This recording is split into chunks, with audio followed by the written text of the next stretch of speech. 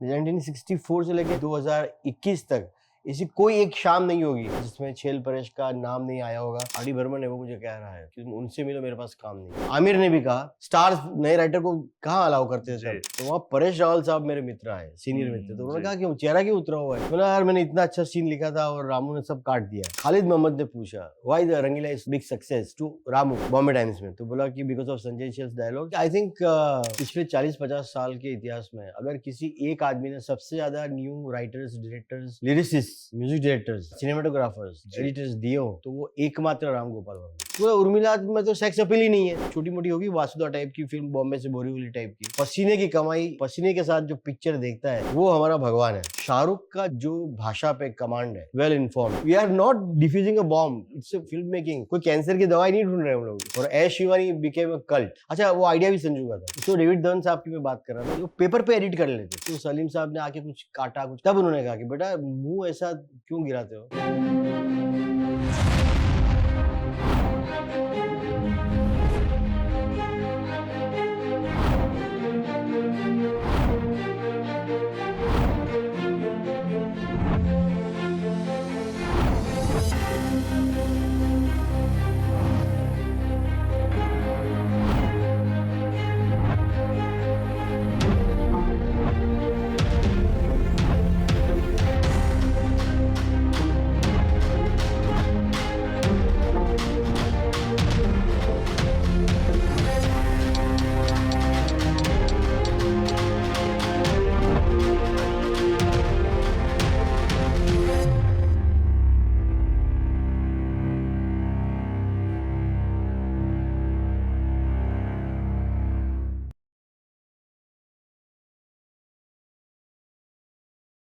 नमस्कार दोस्तों, आप सभी का स्वागत है हमारे प्रोग्राम सूत्रधार विद विनीत राय में। आज के एपिसोड में हम बात करेंगे एक ऐसे शख्स के साथ जिन्होंने बॉलीवुड में अपने कलम के जादू से हमें हंसाया और रुलाया। इन्होंने रंगीला, यस बॉस और फिर भी दिल है हिंदुस्तानी जैसी फिल्मों को एक नई जान दी। उनका सफर गुजरात के एक छोटे शहर से शुरू होकर बॉलीवुड के सबसे प्रतिष्ठित राइटर में शुमार किया जाने लगा। उन्होंने न केवल मसालेदार ब्लॉकबस्टर फिल्में लिखी, बल्कि अपने किरदारों के माध्यम से हमें एक नई दुनिया का एहसास कराया। आज हम उनकी जिंदगी के संघर्ष, करियर के मुख्य पड़ाव, आइकॉनिक फिल्में और उनकी लेखनी के बारे में गहराई से चर्चा करेंगे। तो चलिए स्वागत करते हैं उस visionary story teller, director Sanjay छैल का। संजय जी, वेलकम टू सूत्रधार। आपका बहुत बहुत धन्यवाद आज यहाँ आने के लिए। Thank you so much. मैं बचपन से फैन रहा हूँ और आपकी जितनी फिल्मोग्राफी के बारे में बात की जाए तो जितना हम समेट पाएंगे आज कोशिश करेंगे आपसे उतनी बातें मतलब आपसे। बचपन का आपने वर्ड डाल के ऐसा आपने फील करा दिया कि मुझे भी रिटायर होना चाहिए। सर ऐसा है, आप भी बचपन में ही हैं। तो ऐसा जरूरी तो नहीं है सचिन तेंदुलकर। मैं बचपन से बचपन जैसा ही दिखता हूँ।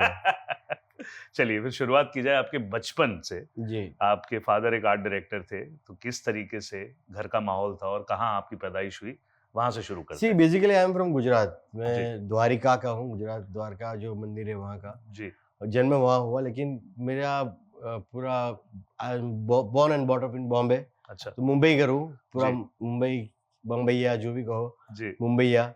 मराठी आती है, हिंदी आती है, गुजराती तो मेरी मातृभाषा है। जी। जी।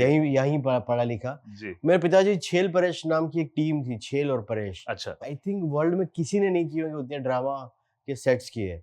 अच्छा। हाँ, मोर देन 600-700 ड्रामा, 700 से ऊपर। वाओ।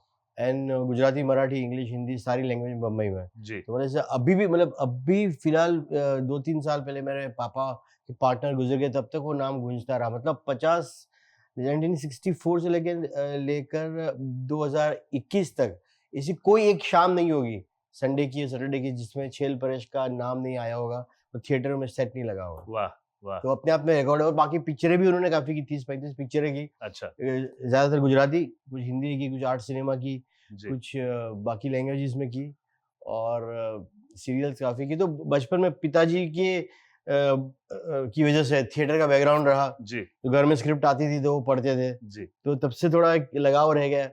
और उसमें सोने पे सुहागा यह कि मेरी माँ संस्कृत और गुजराती की प्रोफेसर थी। अरे वाह। है, मतलब अभी भी जिंदा है। तो उनसे भाषा का ज्ञान मिला जी। और एक अपना कल्चर, इंडियन कल्चर का, भाषा का, अपनी एक विरासत का। तो वो जो कॉम्बिनेशन हुआ वो एक फेटल कॉम्बिनेशन था। दूसरा जो मैं जहाँ मैं बड़ा हुआ पार्ला, विले पार्ले ईस्ट, वो एक संस्कार नगरी कही जाती है। तो वहाँ काफी मराठी राइटर्स कलाकार वहाँ, पीएल देशपांडे, तेंदुलकर, विजय तेंदुलकर से लेके बहुत बड़ी बड़ी हस्तियां जी, विक्रम गोखले से बड़े बड़े एक्टर्स भी। तो वहाँ का माहौल भी एक बड़ा साहित्यिक और बड़ा कल्चरल होता था। जी, और मैं जो स्कूल में था उस स्कूल में भी नाट्य, ड्रामा, इलोक्यूशन, बोलना, वक्तृत्व जो जिसे कहते हैं, जी, स्पीचेस, जी, लेखन, उस पे काफी ध्यान दिया गया। जी, मेरे सीनियर्स में परेश रावल साहब जी, मेरे स्कूल में थे। जब मैं आया तब वो तो पास हो चुके थे, लेकिन उनका काफी प्रभाव रहा स्कूल में। जी, तो हमारे वहाँ ड्रामा होते थे। जी, फिर विपुल अमृतलाल शाह और काफी सीनियर मेरे रहे, वो सब ड्रामा करते थे। तो स्कूल का एटमॉस्फेयर इतना ही नॉन स्कूल था, जी, जिसमें एक्स्ट्रा करिकुलर एक्टिविटीज जो कहते हैं, इतर जी, प्रवृत्ति, जी, कलात्मक जी, प्रवृत्ति, उसमें काफी प्रोत्साहन मिला। जी, तो घर और वो स्कूल, वो एक कमाल कॉम्बिनेशन था। साहित्यिक रहा है मतलब कि हाँ, कल्चरल, साहित्यिक, कल्चरल हाँ, ड्रामा, ड्रामा। संगीत, ये वो। तो वो एक I am very lucky in that sense, जी, क्योंकि वो जी। तो मेरे हाथ में था ही नहीं, वो तो ईश्वर ने जहाँ भेज दिया, जी, क्योंकि उस तरीके का माहौल आपको आसपास मिला यार, आस-पास मिला। जी। फिर लिखने, निर्देशन और गीतकार बनने का जो सफर जो शुरू हुआ, वहाँ it was a deliberate attempt और या फिर वो माहौल के साथ फिर नहीं, आगे नहीं, बढ़ता गया? सबकॉन्शियसली बचपन से मुझे था ही कि मुझे पहले था मैं गीतकार बनूँगा। एक बार ऐसा हुआ था कि मैं अपनी बुआ के घर गया था, तो एक तब पार्ला सेंटा क्रूज़ में ना ऐसी ओपन स्पेस होती थी, जी। चॉल टाइप की, उसमें ओपन में सब सोते थे रात को, और मतलब ट्रांजिस्टर बजते थे, मैं बहुत छोटा था, जी, जी, 5-6 जी, साल का। जी। तो एक गाना बजा, देव साहब का गाना था कि आँखों ही आँखों में इशारा हो गया, इशारे हो गए, बैठे-बैठे बैठे-बैठे जीने जीने के का का सहारा। सहारा हो गया। तो मैं बहुत छोटा था, 5-6 साल, 6-7 साल का, तो मेरे वो लाइन दिमाग में चिपक गई। जी। तो मैंने कहा कि ये क्या चीज़ है कि बैठे-बैठे जीने का सहारा बन गया, हो गया, मिल गया। हुँ, तो मैं उसपे सोचता रहा, फिर मम्मी को पूछा और मैंने आस-पास भी पूछा, और फिर पता चला कि काव्य कविता ये होती है। हुँ। मैंने कहा ये तो कमाल की चीज़ है। फिर लिटरेचर में, कविता में, उसमें इंटरेस्ट, तो मैं फ़िल्मों में गीतकार बनना चाहता था। अच्छा। तो मैं थिएटर में काम तो करता ही था स्कूल कॉलेज के बाद। जी, थिएटर थिएटर काफ़ी किया, अपने प्लेज़ लिखे, जी, प्लेज़ डायरेक्ट किए। जी, साथ में मैं जर्नलिज़्म भी करता था, थोड़ा बहुत कॉलम लिखता था मैं, फेमिना में या एक्सप्रेस वगैरह में, कुछ गुजराती पेपर्स में। जी। और I was assistant to Ramesh Talwar and Rahul Rawail and all those अच्छा। डायरेक्टर, आशुतोष गोवारिकर। तो ब साथ में था गीत तो लिखूँगा मैं, तो गीत की मैंने बहुत स्ट्रगल की। जी। मैंने तब मतलब आर डी बर्मन के पास, राजेश जोशी के पास, सबके पास गया। अच्छा। और सबसे इंटरेस्टिंग किस्सा रहा मेरा आर डी बर्मन के पास। तो उनका तो फैन था ही, मेरा सब है। तब उन्होंने कहा कि यार मैंने अभी पेसमेकर डाला है और मेरे पास अभी इतनी फ़िल्में नहीं है। आप एक काम करो, आप इनको मिलो, अनु मलिक को मिलो या उस म्यूज़िक डायरेक्टर को मिलो। और मैं बड़ा डिsillusion हो गया मैं। हुँ, मैंने कहा कि वो आदमी जो आर डी बर्मन है वो मुझे कह रहा है कि उनसे मिलो, मेरे पास काम नहीं है। तो मेरा एक पूरा जो भ्रम था वो टूट गया इंडस्ट्री का। हुँ। फिर भी मैंने काफ़ी कोशिश की, लेकिन गाने-वाने मिले नहीं। फिर जब मैं डायरेक्टर बना तो मैंने बोला अब लिखूँगा। अब मेरी सरकार है। तो मुझे लिखने का शौक तो था ही, तो लिखता था ड्रामा वगैरह। जी, तो गुजराती सीरियल्स लिखी मैंने, जो गुजराती दूरदर्शन, तब तो ये ज़ी वगैरह था ही नहीं, मतलब जी, जी, एक डीडी था, डीडी 2 जी, था और मेट्रो जी, बाद में शुरू हुई। जी। तो लकीली मुझे थिएटर के बैकग्राउंड से कहीं न करते-करते मुझे नया नुक्कड़ पार्ट 2 सीरियल देखने को मिली, जो मेट्रो पे आती थी। राइट, तो राइट, वहाँ राइट। मेरी पहचान अज़ीज़ मिर्ज़ा, कुंदन शाह, उन सबसे हुई। जी, शाहरुख वगैरह नए-नए एक्टर आए थे, जी, तो दोस्त बन गए। जी, सर्कस वगैरह में मैं जाता था, सर्कस राजू बन गया जेंटलमैन में, तो मैं ऐसे ही हैंगिंग अराउंड टाइप। तो उन्होंने मुझे काफ़ी सपोर्ट किया उस ग्रुप ने। तो मैंने नया नुक्कड़ लिखा, फिर वहाँ एक अशोक पंडित डायरेक्टर होते थे, जी, तो उनके साथ फ़िल्मी चक्कर लिखी, जो बड़ी हिट हुई। जी। और लकीली मैं, हाँ, अगेन गाना लिखने गया था राम गोपाल वर्मा के पास, रंगीला। रंगीला के वक़्त। जी, तो उन्होंने एक मुझे ट्यून दी, मैंने गाना लिखा, हाँ, तो उनको ना मेरा गाना पसंद नहीं आया, अच्छा। या मैं कहूँगा समझ में नहीं आया, उनकी हिंदी अच्छी नहीं थी। जी, तो उन्होंने कहा कि नहीं, मुझे इस तरह का नहीं। तो मैंने कहा इट्स ओके, मैंने बोला you don't understand, you are not getting the poetry. मैं बोला ठीक है, मैं फिर बातचीत करके आ गया। जी, और तब मोबाइल फ़ोन थे नहीं, जी, तो लैंडलाइन पे उनका फ़ोन आया कि you didn't try to convince me. हाँ, he was a very genuine straight forward man. वो फ़िल्मी नहीं थे, हाँ, उस ज़माने में जो फ़िल्मी हुए। जी, तो Sanjay, you didn't try to convince me. हुँ, मतलब why should I convince you? You didn't like it, you didn't like it. हुँ, अगर आपको अच्छा लगता है तो मैं इसको और इम्प्रूव करता। राइट। बोला nobody speaks so upfront and इतना, मैं बोला और मैं क्या करता आपको, ऑप्शन क्या है मेरे मैं पास? प्लीज प्लीज थोड़ा करता आपको, जी। प्लीज सर लीजिए मैं और ट्राई करता हूँ। अगर आपको लगता तो वो कहते थे कि और ट्राई करो। जी। तो he said कि you speak very interestingly, you come and meet me। मिलने गया, यहाँ की बातें हुई बम्बई के बारे में, ये वो। This मैं एक फिल्म बना रहा हूँ and I want a character like you and you write dialogues। अच्छा। और मेरे फ्रेंड है नीरज वोरा, उसमें स्क्रीन प्ले वगैरह लिख रहे थे, तो उन्होंने भी काफी सपोर्ट दिया। आमिर ने भी कहा, तो आमिर का भी क्या, वरना स्टार्स नए राइटर को कहाँ अलाउ करते थे तब जी। तो बहुत ही फिल्म इंडस्ट्री में एंट्री इतने ऑप्शन ही नहीं थे। जी, सही बात है। तो लकीली मुझे रंगीला मिल गई, और तब मैं लिख रहा था ऑलरेडी यस बॉस, हाँ। बिकॉज मैं अजीज मिर्जा के साथ काम कर चुका था। जी। और रंगीला मिल गई, तो रंगीला ओवरनाइट मुझे मिली, फटाफट बन गई, और वो पहले रिलीज हुई हाँ। एंड जबरदस्त सक्सेस। तो उसमें जो बम्बैया जो कैरेक्टर है वो हम है, जो जिस तरह बात करते हैं जी। तो उसमें मैंने आसपास के जो कैरेक्टर जो लिए पकड़े बम्बैया कैरेक्टर, जिसे अभी मुंबईया कहना चाहिए। तो वो सड़क का आदमी, लेकिन सड़क छाप नहीं है, उसका दिल बड़ा है, कॉमन मैन। और राम गोपाल वर्मा ने बहुत अच्छी फिल्म बनाई, कलरफुल फिल्म बनाई, और काफी चीजें उन्होंने मतलब नई निकलवाई, नई करवाई, और he was very dairying director. And उसमें बहुत सारी घटनाएं, उसमें एक दो घटना ऐसी भी हुई कि एक सबसे बड़ी घटना ये हुई कि आमिर को हमने टपोरी पेश किया, लेकिन आमिर खान की अपनी एक पर्सनालिटी, एक गरिमा ऐसी थी, एक उनका पर्सोना, कि उन्होंने वो बम्बैया टपोरी को चीप नहीं बनने दिया।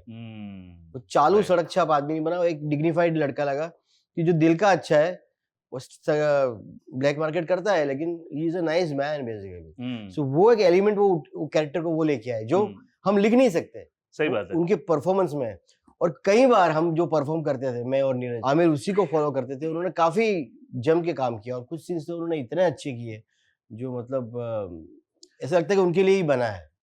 और आमिर, क्योंकि उससे पहले जो फिल्में भी थी, because we were in college, and Rangeela तो मेरे कॉलेज के टाइम पे आई है जी। और उससे पहले एक बार अंदाज और अपना आपने जता अपना दिया कि आप मुझसे बहुत जूनियर है। ठीक है, चले। अंदाज अपना अपना के बाद जो कॉमेडी का जो वो था, because it was a very different writing right. In Rangeela, जो जनरली आमिर करते थे।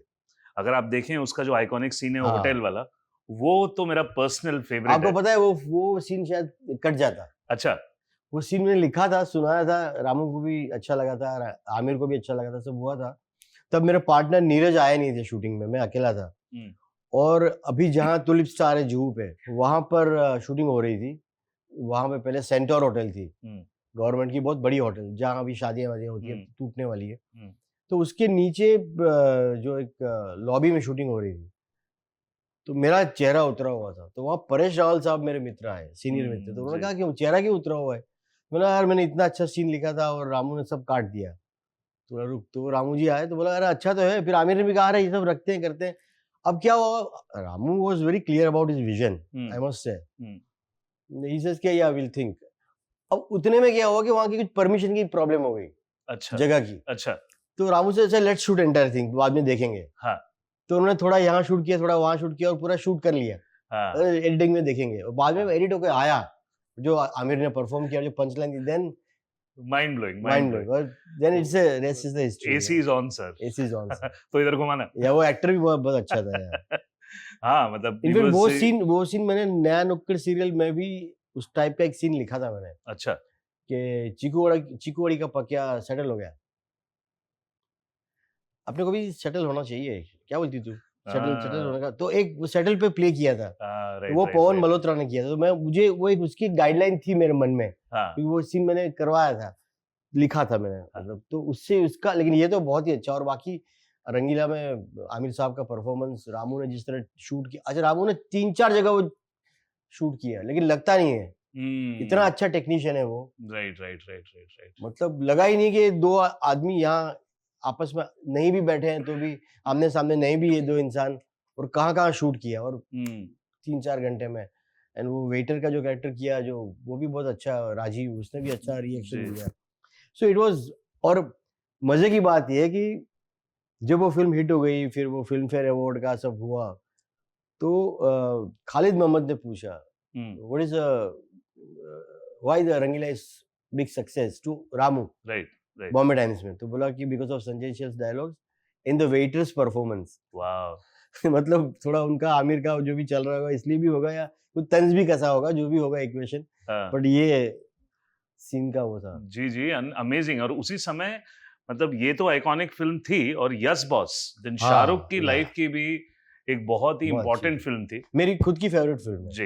मुझे लगता है मैंने उसमें कॉमेडी भी बहुत अच्छी लिखी है, इमोशनल भी सीन्स अच्छी लिखी है, और एक ऐसा रोमांस लिखा है जो हम लोग एक जमाने में अमोल पालेकर की फिल्मों में देखते थे, जी। वासु जी। चटर्जी के, जी ऋषिकेश मुखर्जी के, जी उस लेवल की राइटिंग, उस लेवल का डायरेक्शन, और शाहरुख साहब ने इतना अच्छा परफॉर्म किया था। कुछ जगह तो मतलब yes boss is really, even for me it's study material, you know, कि हाउ द सीन्स आर। कभी कभी इम्प्रोवाइज भी इतना अच्छा हुआ, सेट पे कुछ लिखा गया। सर वो रंगीला में जो क्लाइमेक्स शॉट था उसके बारे में कहानी है, वो कहानी आपसे सुननी है मुझे। वो मतलब कहानी शायद किसी को कंट्रोवर्शियल भी लगे, तो ये था कि कहानी में जो क्लाइमेक्स था वो कुछ और सोचा था रामू जी ने और आमिर साहब ने, और मतलब ऐसा कुछ मनमुटाव नहीं था, तो हर क्रिएटिव प्रोसेस में होता है। तो मुझे लगा था कि मुझे और नीरज को लगा था कि काफ़ी फिल्मी है, ये काफ़ी अलग है, वो भी अपने आप में अच्छा हो सकता था। अब तो जो तुम्हें ही बात कर सकते हैं सही इतने बात सालों है के बाद। जी। फिर हमने एक क्लाइमेक्स सोचा जिसके अंदर बहुत ही रियलिस्टिक था और काफ़ी इंटरेस्टिंगली लिखा, और अब उस शूटिंग में ना मैं गया था। नॉर्मली मेरा ये है कि कोई भी फिल्म हो, सेट पे राइटर को रहना ही चाहिए, मेरा ये है, क्योंकि मेरी स्क्रिप्ट कोई बिगाड़े नहीं। जो कैमरा का अटेंडेंट होता है ना, तो मैं स्क्रिप्ट को मतलब चेंज करवाना मुझसे कराओ, कोई तीसरा आदमी करे उससे, तो मैं कोशिश करता हूँ। तो उस दिन जा नहीं पाया, तो मैंने जो को एक्टर था पकिया, उसको मैंने कहा यार परफॉर्मेंस तू भले लाउड करे, कुछ भी करे, लेकिन दिल से करना। तो उसने क्लाइमैक्स में जो दिल से कहा कि तुम लोग की लव स्टोरी सुन के ना अपन को तो प्यार से भरोसा ही जुट गया। एंड ही स्पोक एंड वो पूछता है कि लड़की कहाँ गई, ये पूरा जो हुआ, तो जा वो तो उधर गई है, और वो एडिट होके आया, and still Ramoji was little ये। एंड ए आर रहमान ने background music, A R Rahman को हिंदी का ह तब पता नहीं था जी। Okay, but see the genius. तो वो उस टाइम पे मैंने देखा था, इतना छोटा सा लैपटॉप से भी छोटा एक कुछ था, उसमें वो देख के ऐसे कुछ कर रहे थे, मार्किंग और बैकग्राउंड कुछ इक्विपमेंट था कोई, तो शायद स्मॉल डीवीडी प्लेयर होगा जी। तो उसमें फिल्म में वो देखा उन्होंने रफ कट, एंड रामोजी ने कहा कि इसको काट के ऐसे, no no no, whatever he is saying it is very touching, heart को टच कर रहा है। तो वो फील उसने पकड़ी, एंड उस पर उसने कुछ आलाप हरिहरन का या डाल दिया, यू नो, फिल्म ऐसी एलिवेट हो गई। तो वो लड़का जो पकिया, जो इसका दोस्त बना था, और आमिर जी का एक्सप्रेशन है ना, Aamir when he cries and he looks vulnerable, एक दुखी जो इतने खूबसूरत इंसान, अच्छे एक्टर, इतना सडल वो एक रियलाइजेशन उनका होता है, वो इतना कहाँ से कहाँ पिक्चर को उठा लिया, वरना क्लाइमैक्स कुछ और ही होता। सही बात है। एंड फिर जैकी के पास पहुंचना, ये वो करके क्लाइमैक्स खंडाला में, मतलब जो फिल्म ऐसी चढ़ गई, एलिवेट हुई, बाद में रंगीला रे का गाना बजता है लास्ट में, इट वाज एंड जब पब्लिक बाहर निकली फर्स्ट शो में, तो मुझे बहुत अच्छा लगा। बहुत लोगों ने बोला कि यार, किसी को बोला था, अरे यार तेरी वाली स्टोरी है यार, तेरी स्टोरी सुन के अपन को भी प्यार से भरोसा उड़ गया था। वो आपस में सब लोग बोल रहे थे, so it was so I mean heartening. And हम बहुत छोटे थे, कॉलेज से निकल, मैं कितने 23 साल का रहूंगा मैं, 24 साल का। तो इतनी बड़ी सक्सेसफुल हो गई फिल्म, हमको तो पता भी नहीं चला, बाद में मालूम पड़ गया अच्छा ये तो हिट फिल्म है। पार्टी हुई तब, ट्रेड रिव्यूज, अखबार के रिव्यूज जी, सबने उसकी बुराई की थी, जो मेरी करियर की सबसे बड़ी फिल्म है। मैं नाम लेके कहूँ, खालिद मोहम्मद साहब ने तो ऐसा लिखा था फिल्म के रिव्यू में टाइम्स ऑफ इंडिया में कि संजय शेल्स रंगीली फिल्मी चक्कर हिट थी, जिसमें फिल्मों की पैरोडी, तो रंगीला 2 डॉट्स फिल्मी चक्कर, ये तो फिल्मी है। और दूसरा, पूरी इंडस्ट्री ये कह रही थी कि ये फिल्म कैसे चलेगी, मतलब ये आमिर का तो इमेज लवर बॉय का है, आपने उसको टपोरी बना दिया, तो बम्बई भाषा कौन सुनेगा इंडिया के बाहर। सही बात। और उर्मिला, उसकी 3-4 कुछ फ्लॉप आ गई थी जी, तो उर्मिला में तो सेक्स अपील ही नहीं है। अच्छा, अब वो उसके बाद सबसे बड़ी ग्लैमरस एक्ट्रेस बनी। अच्छा, जावेद अख्तर साहब ने मुझे कहा था कि हाँ, अच्छा कौन सी फिल्म लिख रहे हैं आप, तब ये चल रही थी फिल्म मेरी यस बॉस, तो वो गाने लिखते थे, तो बोला और क्या लिख रहे हो, तो मैंने ये राम गोपाल वर्मा की फिल्म लिख रहा हूँ रंगीला। तो उनको कहानी की कहाँ समझ है, तो मैं तो चारों खाने से बोले, पता नहीं मेरा तो क्या होगा, लास्ट फिल्म होगी ये तो।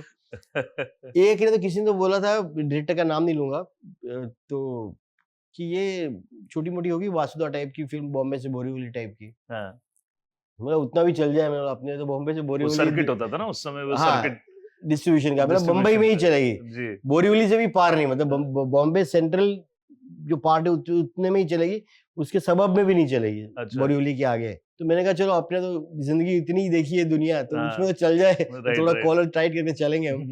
लेकिन फिर वो ऑल इंडिया हिट हो गई। सो एवरीबडी वाज सेइंग कि everything was going against Ramu ji की। उसके पहले द्रोही पिक्चर चली नहीं थी, तो एवरीथिंग वाज गोइंग अगेंस्ट। अच्छा कौन है म्यूजिक डायरेक्टर नया वाला, लेकिन उसके पहले रोजा का म्यूजिक हिट हो गया था। तो प्लस पॉइंट हम सब में ए आर आमिर तो रहमान। थे ही, और आमिर तो स्टार थे ही, और उसके बाद में ए R Rahman. And it was a huge hit, जो उसका वो रंगीला रे गाना हाँ बहुत। उर्मिला मातोंडकर और को रामू जी वापस ने लाया। क्या शूट किया था क्या वो, शूट किया है। And the way he shot with the steady cam and all those things, you know, उस जमाने में, एंड मनीष मल्होत्रा के कॉस्ट्यूम्स, इट हाँ, वाज मतलब लाइक अ फ्रेश, ऐसे लहर सी आ गई थी। जी, जी, मतलब मूविंग कैमराज, जैसे और कोई होता तो एकदम स्टैटिक हो जाता, उसने रामू जी ने इतना पिक्चर को एलिवेट कर दिया, जी, और बहुत ही रियलिस्टिक भी कुछ चीजें बनाई, जी, जी, यू और राइट, साथ में ग्लैमरस भी था। Right, right. और ग्लैमर इंडस्ट्री, अच्छा दूसरा ये कहते थे लोग कि ये फिल्म लाइन पे बनी हुई फिल्म कभी चलती ही नहीं है, और उनके पास स्टैटिस्टिक्स थे, जी, ये फिल्म भी नहीं चली थी, ये भी नहीं चलती, मतलब फिल्म लाइन की फिल्म कौन देखता है। राइट, राइट, मेरा राइट। नाम जोकर कौन देखेगा, सर्कस का जोकर है, जोकर के बाद कौन सुनेगा, एक्टर की कहानी कौन देखता है, और सब उनके पास आंकड़े, ट्रेड पंडित के पास, तो सब कुछ अगेंस्ट था। लेकिन यही होता है कि जो लिखा हुआ होता है, लिखा, जो वही होता है। जनता जनार्दन होते, जनता पब्लिक है जनार्दन। और ईश्वर है, उसके अलावा कुछ नहीं चलता। मैं तब से मैंने ट्रेड पेपर्स के और रिव्यूज को मैंने सीरियसली लेना बंद कर दिया। मैंने बोला वो है फ्राइडे को जो पहला जो शर्ट, तब तो अब तो मल्टीप्लेक्स आ गई, जो सिंगल स्क्रीन में, कि ये अपना शर्ट ढीला करके पंखे की या एसी के नीचे बैठ के पसीने की कमाई, पसीने के साथ जो पिक्चर देखता है, हाँ, वो हमारा भगवान है। सही बात है, सही बात वो हमारी किस्मत तय करता है, बाकी सब बोल वचन बातें हैं। है, सही बात आप है, बात करें, मैं बात करूं, ज्ञान की बात है। सही बात है। वो कहीं लिखा है वो ना। वास्तविकता है, वो the matter of the fact वो है, जी, क्रक्स ऑफ द मैटर वो है, हाँ, द रियलिटी वो है, वही है, जनता जनार्दन इज दी, बाकी सब बाकी बातें सब हैं। बकवास। वो एक कहावत है ना उसी के ऊपर, वो जनता जनार्दन के लिए है कि भैया यहाँ ज्ञान ना बांटे, यहाँ सब ज्ञानी है। हाँ बस वही है। सो मतलब जो हिट है वो हिट है, बाकी फिट है। सो सर, उसके साथ में yes boss was also in a very different and an iconic या फिल्म इन शाहरुख्स लाइफ। राइट। तो उसका भी जो प्रोसेस था बिल्कुल अलग था, और चूंकि आप नुक्कड़ लिख चुके थे और आप अजीज मिर्जा, जी Kundan Shah kind of style आप समझ चुके थे, जी जी बहुत ही गुदगुदाने वाले डायलॉग्स, और जिस तरीके से यस बॉस आज भी चांद तारे तोड़ लाऊं, जी जी मतलब आज भी शाहरुख की सक्सेस को मैं वही कोई गाना ऐसा डिफाइन, गीत गाऊं, क्या हाँ, गाना था। मतलब वही डिफाइन एंड करता आई है। Was nominated for dialogues for Rangeela, and yes boss बाद में आई थी, रंगीला के जी, लिए I was nominated, I was about to get a very big award. जी, मैं अगेन नाम नहीं लूंगा, जी, जी, कंट्रोवर्शियल, जी, कंट्रोवर्सी क्यों क्रिएट करें। जी, और मुझे तो बता भी दिया गया था कि मैं ये उस वक्त का जो सबसे बड़ा अवार्ड था वो मिलने वाला है। जी, अच्छा उसमें ऐसा हुआ कि because I was very close to Shahrukh, I was writing his act in that हाँ, अवार्ड शो। अच्छा, तो ही टोल्ड मी, कोने में लिया के उससे कहा, शाहरुख ने कहा कि तुम्हें अवार्ड मिलने वाला है, तो तुमने सुना होगा, तुमको फोन भी आ चुके होंगे, फैमिली को मत बुलाना। मतलब हाँ, क्यों, मुझे शायद ना भी मिले, क्योंकि एक दूसरी फिल्म है हमारी जो बहुत बड़ी हिट हुई, तो हमको उसमें बहुत सारे नंबर्स चाहिए, मतलब इतने सारे अवार्ड्स हमने जीते और हमने कोई एक फिल्म का रिकॉर्ड तोड़ दिया, अच्छा, तो हम शायद डायलॉग की भी अवार्ड हमको मिल जाएगा। अच्छा, तो मैं समझ गया, तो मैंने बोला ठीक है, तो नहीं मिला वो अवार्ड। अच्छा, तब से जो गौतम बुद्ध को जो ज्ञान हुआ था ना, मुझे दूसरा ज्ञान, मतलब कि मौत, बीमारी, उस तरह जी, ये भी भ्रम टूट गया जी, अवार्ड का भी, जी। तब से उसका भी दुख नहीं होता। आपका जैसे वो, रिव्यूज का भी नहीं, तो anyway, so I was writing yes boss, तो yes boss because of Aziz Mirza and Shahrukh and all I was writing, and Shahrukh used to like my serial फिल्मी चक्कर वेरी मच, हम्म, और मैं फिल्म लिख रहा था, और उसमें काफी टाइम भी लगा, काफी मेहनत से अजीज साहब ने मुझसे लिखवाई। जी, मुझे बहुत मजा आया, और मेरे लिए exercise screenplay, story, screenplay, dialogue सब में था। And I must say Shahrukh played a very different character, hmm, very risky character, hmm, and एक बहुत पतली तलवार की धार पे चले थे वो, हम्म, फिल्म मेकर भी और एक्टर भी। हम्म, कि वो अगर इस तरफ थोड़े हो जाते तो कॉमेडी तो थी और इमोशन था, जी और थोड़ा इस तरफ हो जाए तो चीप हो जाता character, right you would have looked like a pimp. Right right right और अगर थोड़ा ऐसा कर लेते तो कैरेक्टर झूठा लगता। जी लेकिन शाहरुख ने और जूही जी ने, क्या काम किया I think Juhi ji one of the best actors I have met. 100% जो टाइमिंग, जो इमोशंस, इतना नेचुरल और इतनी सहजता, इतनी ईज, वो मैंने कहीं देखी नहीं है। कॉमेडी की टाइमिंग कॉमेडी की उनसे टाइमिंग। अच्छा, दूसरा क्या है कि जो हीरोइंस होती है आमतौर पे, जो श्रीदेवी है जी, और जो बड़ी बड़ी एक्ट्रेसेस कॉमेडी में हो गई, उनका मैं उनकी बात नहीं कर रहा हूँ, वो जी, तो है ही। जी आमतौर पे जो खूबसूरत लड़की होती है कॉमेडी से बहुत कतराती है। मैं आपको एक रहस्य की बात कह रहा हूँ। क्यों? कॉमेडी में आपको चेहरे बनाने पड़ते हैं, अरे क्या यार ये ऐसे जो, तो आप हाँ। दिखती अजीब है, आपका हाँ, मुंह थोड़ा यावा हो जाता है, आपका मेकअप बिगड़ जाता है। हाँ, अब तो खैर पूरी ग्रामर चेंज पूरा हो चुका है, जी, लेकिन जी, उस वक्त जो ग्लैमर का ग्रामर था, जी, तो लड़कियां इतनी कॉमेडी करती नहीं थी, कॉन्शियस थी। लेकिन जी। जूही जी ने आके बिल्कुल कॉमेडी को ऐसे अपनाया, हाँ, चाहे वो दूसरी कोई फिल्म हो या ये फिल्म हो, कि जैसे कोई आपके पड़ोस में कोई लड़की रहती है, निशा या प्रिया, रीटा, और वो आपसे बात करी उतनी सहजता से उसने कॉमेडी की। जी, तो शी वाज़ ब्रिलियंट। अज़ीज़ मिर्ज़ा साहब ने बहुत मेरे से अच्छा लिखवाया, जी, और शाहरुख खान ने कमाल का काम किया उसमें। मैं कोई ऐसा गीत गाऊँ, उसमें आप एक्सप्रेशन देखो, वो लड़की के पीछे से वो चेहरा पूरा चेंज करके चालू एक चालू शॉट में उनका एक्सप्रेशन चेंज होता है। So he was amazing. उनके उनके उनका एक था। And I must say I have met lot of actors, superstar. Shahrukh का जो भाषा पे कमांड है, जी, because he is from Delhi, जी, जैसे आप हैं। तो दिल्ली के हैं, दिल्ली में थिएटर भी किया है, तो उनकी जो भाषा पे जो कमांड है, जी, वो मैंने अमिताभ बच्चन की तो बात अलग है, जी, उनके साथ मैंने इतना काम नहीं किया। जी, हमारे दौर में मैंने शाहरुख को जितना अच्छा अंग्रेज़ी आता है, उतनी ही अच्छी हिंदी आती है, जी, उतनी अच्छी उर्दू आती है, जी, और शुद्ध हिंदी भी आती है, जी, जी, संस्कृताइज़ हिंदी भी आती है, और बिल्कुल। जो भाषा पे कमांड है, वो थोड़ा-सा हरियाणवी भी बोल लेते हैं, थोड़ा-सा ये भी, पंजाबी भी बोल लेते हैं। पंजाबी तो है ही वो, तो वो पंजाबी, हरियाणवी भी बोल लेते हैं, और इतना, तो he can improvise very well. उनको शब्द ढूँढने नहीं पड़ते। जी, घना चौधरी बना तू, वो 1 हाँ। सेकंड में बोल देंगे, हमको नहीं आता है वो, तो उनको जी, आता है वो। जी, तो उन्होंने बहुत अच्छा अभी बीच में मुझे मिले थे, मैं कॉलम लिखता हूँ गुजराती में, ऐसे ही मेरा शौक है, तो मैंने एक बार शाहरुख पर कुछ कॉलम लिखी थी। जी, तो मैं उनको मिला, मैंने कहा यार मैंने तेरे पे कॉलम लिखी है, मैं तुम्हें भेजता हूँ। बोले हाँ, गुजराती में लिखी होगी? हाँ, हाँ। तो वो एक काम करो, उसको ना हिंदी में रूपांतर करके भेज दे। अच्छा। अब कितने सालों के बाद मैं रूपांतर शब्द सुना, नॉट अ, ट्रांसलेशन, एडेप्टेशन, रूपांतर रूपांतर। जो नाटकों में होता है कि जी, आपने रूपांतर एडेप्ट किया उसे, जी, तो इट्स नॉट ट्रांसलेशन, जी, इट्स नॉट अनुवाद। राइट, राइट, तो राइट। कितना ये करेक्ट वर्ड उन्होंने जी, इस्तेमाल किया। जी, तो ही is a most well read person, उनको एब्सोल्युटली, सारी किताबें पता एब्सोल्युटली। होती है, वो सारी सीरियल्स पर आज भी उनको पता होगा ओटीटी में कौन क्या कर रहा है, क्या, he is well informed very and knowledgeable and yeah, informed. and very good speaker, जी, and I have not seen a better human being हुँ, when it comes to positive energy. जब वो एब्सोल्युटली, सेट पे आते हैं, जी, तो spot boy से लेके हीरोइन तक सबको लगता है कि वो बेस्ट है। जी, आपको ऐसा फील करवाएँगे, तो आपको लगेगा, आप घर जाएँगे तो आप, आपका रथ जो होता है युधिष्ठिर का था ना, वैसे हुँ, आपका रथ 4 इंच ऊपर उड़ता है। एलिवेट हो जाता है, एलिवेट के आप एलिवेट हो शाहरुख जाता के साथ आज काम करके आए, और आपको शाहरुख की शूटिंग में जाना है, आपको लगा शाहरुख की शूटिंग में जाना है यार, है। हाँ, यू बिकम शाहरुख खान, आप एब्सोल्युटली, इतने खिल जाते हो। हाँ, तो और शाहरुख की वो क्वालिटी है, जी, जो आज के बहुत से एक्टर को देख देख सीखना चाहिए, जी, कि आप काम सीरियसली करो, जी, काम पर मेहनत करो, जी, काम जी-जान से करो, लेकिन काम का बोझ मत बनाओ। जी, काम को बाकी लोगों से इतना ईज़ी करवा लो, जी, और करो, आपको जो करना है वो करो, राइट, चेंजेस भी करवा लो, लेकिन एक माहौल ऐसा बना लो कि आप ईज़ हो जाए। राइट, एक राइट। वातावरण आपका इतना अच्छा हो जाए कि आपको एक काम, एक मज़ा लगे, काम आपको पार्टी लगे। हाँ, वो निष्ठा भी उसी का पार्ट हो गया ना, मतलब आप जब इसी तरीके से एलिवेट होते हैं, या तो पूरी टीम एलिवेट होती है। तो वो एक माहौल ऐसा है उत्सव का, एक फेस्टिव हो जाता है। जी, सो जी, आप अपना बेस्ट दे देते हो, जी, तो वो तो शाहरुख करवाते हैं, बड़े स्वार्थी किस्म के जी, इंसान हैं, जी, जी, तो जी, वो जी, अपना काम अच्छा हो इसलिए करते हैं, लेकिन उसका बाय प्रोडक्ट क्या है? जी, कि आपने सबको खुश करके, सबको हैप्पी करके एक काम निकलवाया। जी, तो ये कला है ये। जी, मैनेजमेंट गुरु वो सिखा-सिखा के इसको नहीं सिखा सकते हैं, जी, शब्दों में नहीं डाल सकते आप। जी।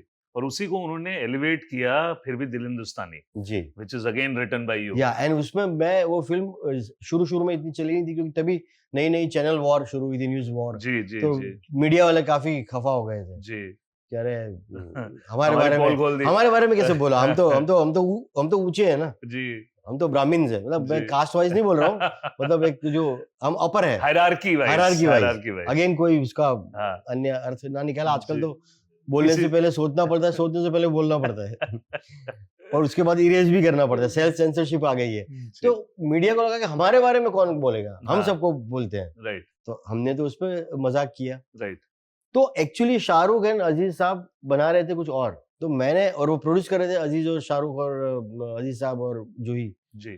कंपनी का नाम भी बहुत अच्छा था, dreams unlimited, dreams unlimited, right बहुत अच्छा नाम था। तो मैंने कहा कि आप फिर से रोमांटिक कॉमेडी बना रहे हो, जी। मैं भी वही लिखता हूँ हम्म, और आप भी वही। शाहरुख ने तो बड़ी बड़ी फिल्म जी उनकी वही आई गई थी, जी। माइलस्टोन्स आ गए थे उनके, राइट। जैसे दिलवाले वगैरह। तो मतलब आप नया क्या करेंगे इसमें? उनको वो बात टच कर गई, उन्होंने कहा आज कुछ नया सब्जेक्ट सोचते हैं। और मैंने ये मीडिया वॉर और ये तब जो चल रहा था वो पॉलिटिकल सटायर बनाया, जी। लिखा, जी और वो एक मेरे जैसे एक नए, मतलब I was nothing, of course field में कुछ चल गई थी, ठीक है, जी मेरी बात सुनी, रिस्क लिया, जी। Which is again guts, an amazing, मतलब एन अमेजिंग गट्स। मतलब Shahrukh Khan and Juhi Chawla, Aziz Mirza, the dream team, you know, they जी। हैड अ गट्स के नहीं हम अलग बनाते हैं।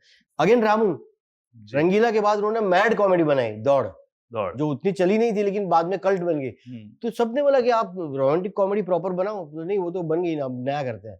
And then he didn't repeat Neeraj for some reason. He said कि Sanjay, you work with me because I like your humour and madness I want. And मैंने इतने उस फिल्म में एक्सपेरिमेंट किए और सब उन्होंने एक्सेप्ट किए। संजय दत्त ने भी किया, उर्मिला ने भी किया। जी और मैं पहली बार, फिर मेरा भी अपना एक मिडिल क्लास का अपब्रिंगिंग है, तो मैं नीरज को, मेरे दोस्त जो मेरे पार्टनर थे, उनको पूछने गया जी। कि भाई मैं अकेला लिखूंगा फिल्म तो आपको चलेगा ना, बुरा तो नहीं मानेंगे? राइट और आमिर को भी पूछा तो बोला अरे पागल है तू, नहीं कोई और करेगा, करो तुम। फिर मतलब उनकी भी ये, उनका बड़प्पन है, वो बोलते दोस्त थे, सीनियर थे कॉलेज में, बोलते नहीं यार तू ऐसे कैसे कर सकते हो, मैं छोड़ देता। जी। लेकिन देखो उन्होंने अपनी कितनी बड़प्पन दिखाया, तो बिल्कुल। मैंने वो दौड़। तो रंगीला में भी के बाद रामू ने भी रिस्क जी। लिया, जी फिर भी दिल्ली हिंदुस्तानी में यस बॉस के बाद भी इन्होंने, और राजू बन गए के बाद अजीज ने और शाहरुख साहब ने रिस्क लिया कि हम कुछ जी। अलग करेंगे। जी। और उस समय उसमें जोड़ियों क्या में था मालूम है? जी। उसकी रीजन क्या थी? जी। वो इंडिविजुअल प्रोड्यूसर्स थे, हाँ, बेसिकली कलाकार थे, और ट्रेडर्स नहीं थे। हाँ, वो यहाँ से दिल से सुनते थे और पैसे लगा के बनाते थे। हाँ, कोई कॉर्पोरेट कंपनी नहीं थी कि जो 10 लोगों की बॉडी बैठ के, जिसपे हम हाँ, आएंगे बाद में, हाँ। वो एक जो एक जूरी बैठती है ना कि फांसी की सजा दी जाए कि ना, ऐसी ज्यूरी नहीं बैठती थी। तो तब क्या, स्क्रिप्ट फिल्म बनानी है तो एक मजेदार, सब लोग को मजा आ रहा है, अच्छा लग रहा है, तो चलो बनाते हैं। क्रिएटिव हेड्स नहीं होते थे। हाँ, अभी क्या है कि फिल्म मेकिंग है, it's like a defusing a bomb. हाँ, लाल वायर काटूं या येलो काटूं? येलो काटूंगा तो पूरा बिल्डिंग ब्लास्ट हो जाएगा। ऐसा नहीं होता है। We are not defusing a bomb, Absolutely. It's a making, film It's a making, creative. Story telling. Yes, yes. कोई कैंसर की दवाई नहीं ढूंढ रहे हम लोग। जी, तो लेकिन वो लोग जी, इतने सीरियस हो जाते हैं, पूरी creative team, yellow wire, red wire, red wire, yellow wire. जी, जी। So दौड़ was an entirely different film. या उसी जोड़ी को फिर आपकी डायरेक्शन डेब्यू जी। हुई खूबसूरत, जी और आपने उसको खूबसूरती से बिल्कुल अलग जी। तरीके का एक जॉनरा दिया संजय दत्त को। या। जो संजय और दत्त, मैंने इसलिए कि संजय दत्त मेरे मित्र, मैं जब असिस्टेंट था रमेश तलवार साहब का, तब जी, मुझे संजय दत्त से दोस्ती हो गई थी, और काफी सपोर्ट करते थे, और काफी बिंदास बेबाक टाइप के हमारे बम्बईया एक्टर। जी, and he always supported newcomers, जी, you know. And he said कि यार, मैंने कहा कि संजू साहब, संजू आप यार ये एक्शन, तब उनका टोटली एक्शन की दौर चल रही थी उनकी, मतलब मार धाड़ वाली फिल्में, जंग और वास्तव वगैरह। जी, मैंने कहा कि ये तो आप करते ही हैं, तो मेरे में भी थोड़े रिस्क टेकिंग, आप why don't you do a romantic comedy, जिसमें जी। आप कॉमेडी कर रहे हो, आप एक ग्रे कैरेक्टर है जी, जिसमें आप एक्शन नहीं कर रहे हो, जी, और गाने गा रहे हो, आप अच्छे दिखोगे, जी, तो चलो करते हैं। जी, तो मैंने सब्जेक्ट सुनाया, उनको अच्छा लगा, ही ऑल्सो टुक रिस्क। हाँ। अब देखो मेरे जैसा एक 5 फुट 4 इंच का आदमी, जी। जिसकी 4-5 पिक्चरें चली है, वो संजू को कन्विंस करता है, हाँ, और वो कन्विंस हो भी जाता है, उसका भी बड़प्पन देखो। और तब के प्रोड्यूसर जामू सुगंध, हरीश सुगंध, वो भी इंडिविजुअल। हाँ, अब कैसे किसी अजनबी आदमी को 3-4 करोड़ दे दिए कि हाँ तुम बनाओ, हाँ, शक्ल देख के तो हो नहीं सकता। हाँ, और वो भी संजय दत्त के साथ और उर्मिला के साथ, कि जिसकी, उर्मिला को मैंने उसमें सेक्स सिंबल बनाया ही नहीं था, सिंपलटन लड़की, गर्ल नेक्स्ट डोर बनाया था। शिवानी। हाँ, शिवानी। तो वो उसकी इमेज से अलग, और संजू उसकी इमेज भी अलग, ना एक्शन, बिल्कुल फिर भी प्रोड्यूसर ने सपोर्ट किया, जी क्योंकि कहीं ना कहीं रिस्क टेकिंग उसमें कलाकार का आत्मा था। जी जी, you're right। और फिर वो काफी फिल्म अप्रिशिएट भी हुई। बहुत चली, गाने आज भी चलते हैं, आज भी उस फिल्म के गाने गुलजार साहब ने लिखे, कुछ गाने, कुछ मैंने लिखे। जी, मैंने वो पूरी फिल्म में अपनी भड़ास निकाली, पूरी, राइटर डायरेक्टर गीतकार, हाँ, और गाने आज भी चलते हैं, आज भी उसकी मुझे बहुत रॉयल्टी आती है। बहुत एशी खूबसूरत, तो वो तो बजता ही है अपना म्यूजिक में, मेहंदी में, उसमें। और ए शिवानी बिकेम अ कल्ट। हाँ, संजू ने बहुत मेहनत करके, अच्छा वो आइडिया भी संजू का था, जी, मेरा नहीं था। तो हम लोग ड्रिंक लेते थे, बैठे थे, बोला यार ऐसा कुछ, वो जो टीजिंग सीन है ना उसको गाने में चेंज करते हैं, उसको सीन नहीं बनाते हैं। जी, बोला ऐसा कोई गाना, ऐसा कुछ, ए शिवानी ऐसा कुछ बोलता हूँ। Then we improvise a song, then हाँ, we went to Jatin Lalit, उन्होंने गाना बनाया, एंड जी, संजू ने रिहर्स किया जी, 5-6 दिन, जी, अच्छे बच्चे की तरह। Sanju is not very discipline, जी, but he believed in it. जी, और सर 15 मिनट आए थे वो रिकॉर्डिंग में, जी, गा के चले गए। लेकिन जो पावर, कन्विक्शन, हाँ, क्या होता है, कलाकार का आत्मा जहाँ लगता है जी, वो दिखता है। ए शिवानी वो बोल के निकल गए बस, हाँ, इतना पॉपुलर हुआ। हेट शिवानी क्लब बम्बई में खुले थे, हैदराबाद में खुले थे। जी, एक बहुत बड़े साउथ के डायरेक्टर थे, मुझे एयरपोर्ट पे मिले थे, तो मेरी पहचान करवाई, बोला आपने ये खूबसूरत फिल्म बनाई, मेरी बेटी का नाम शिवानी है। जी। तो लड़की ने ऐसे देखा, बोला everyone teases me with that song. तो सारी शिवानियों के भाव बढ़ गए थे हाँ, उस भाव बढ़ ज़माने में। गए थे। वहाँ पे, और जिस तरीके से खूबसूरत चली और जिस या तरीके से, अच्छा, शुरू-शुरू में नहीं चली थी वो फिल्म। हुँ, 2-3 दिन ना बड़े मिक्स रिव्यू आ रहे थे, हुँ, क्योंकि इमेज अलग, ये वो, और बाद में चली। तो जी, रिव्यू ऐसे आया कि मतलब बोला मेरा तो चौथा हो गया मेरा। जी, अच्छा, रिव्यूअर्स का मज़ेदार बात ये है कि जिन्होंने रंगीला के बारे में लिखा था कि ये हुँ, तो संजय छेल की के चालू चटकारे, क्या हिंदी में बोलते हैं, चुलबुले डायलॉग्स है ये वो, जी, और ये है टपोरी ह्यूमर है। उन्होंने यस बॉस के टाइम लिखा कि the man who wrote film like Rangeela, the classic, he has written film like this, जिसमें कुछ डायलॉग्स अच्छे हैं, कुछ मोमेंट्स अच्छे हैं, लेकिन ऐसा है, मतलब जिसको आपने ही गालियां दी थी, अब उसको आप उदाहरण दे रहे कंपेयर कर रहे हो उससे। हो। फिर उन्होंने वही किया कि जो द मैन हु गेव, ये दौड़, कच्चे धागे, ये उन्होंने खूबसूरत बनाई। देखो उसमें संजय दत्त को ऐसे पेश किया, और इसका क्या होगा ये वो, और फिल्म हिट हो गई। हाँ, हाँ। सो ये है सो इंडस्ट्री। खूबसूरत के बाद क्या बदला Sanjay ji? As a director, as a Then I writer? made a lot of films. Then I made क्या दिल ने कहा। जी। By that time I was fed up of stars, कि यार हुँ, काम करते हैं और पूरी क्रेडिट स्टार ले जाते हैं। सही बात है। बचपना भी था मेरा, जी, तो मुझे लगा नए न्यू कमर्स के साथ करना चाहिए, तो मैंने एक साउथ की एक रीमेक थी जो अपने हिसाब से बनाई, क्या दिल ने कहा। जी, वो भी बहुत चली। जी। तुषार को ऑलमोस्ट लॉन्च किया, उनकी एक फिल्म आ चुकी थी, और एशा देओल, हुँ, वो यंग लव स्टोरी, उसमें सारे गाने मैंने लिखे थे। और हुँ। हिमेश का भी आई थिंक ऑलमोस्ट पहला एल्बम था जिसमें हिमेश रेशमिया ने सारे गाने किए थे। Right, right. तो उसमें निकम्मा किया इस दिल ने, वो super duper super hit. Hit, super hit. तो उसका म्यूजिक इतना बड़ा हिट था कि मतलब हाँ। लोगों की एक्सपेक्टेशन थी कि ये ब्लॉकबस्टर होगी। जी। ब्लॉकबस्टर तो नहीं हुई, लेकिन चली थी वो फिल्म। जी, फिर म्यूजिक भी चला, फिर I was again writing films for Salman की, मैंने फिल्में काफी फिर लिखी। पार्टनर, पार्टनर के पहले मैंने प्यार क्यों किया, मैंने प्यार क्यों किया, वो बहुत चली। वो उसमें गाने भी आपने लिखे थे? पार्टनर में पार्टनर में गाने लिखे थे मैंने। हाँ, लेकिन मैंने प्यार क्यों किया में you I wrote dialogues. Dialogues, right. वो फिल्म शुरू हो चुकी थी, and they were little not happy with something, so मुझे पैराशूट से उतारा गया। और मजा आया, बहुत मजा आया डेविड धवन के साथ काम करके। I learn lot from him. I have learned my writing craft from David Dhawan the editor. या, आप फिल्म स्कूल की बात कर रहे हैं इसलिए जी, कर रहे थे, जी, तो मैं आपको कहूंगा क्या मैं सीखा। देखो लेखन जो होता है वो आप सिर्फ राइटर से सीखते हैं या किताबों से सीखते हैं, ऐसा नहीं है। आप हुँ, जीवन से भी सीखते हैं। जी, एक चाय वाला कैसे बात करता है, जी, एक ऑटो वाला कैसे बात करता है, एक जी। आप जैसे लोग कैसे बात करते हैं, एक एक्टर कैसे बात करता है, जी, प्रोफेसर कैसे बात करता है। जी, तो उन सबकी भाषा अलग होती है, उन जी। सबका लहजा, उन सबके टोन अलग होते हैं। जी, जब तक वो आप सीखोगे नहीं, आप फिल्म राइटर नहीं बन सकते। जी, आप किताबी राइटर बन सकते हो। And you have to be assistant for जी, कपल ऑफ फिल्म्स।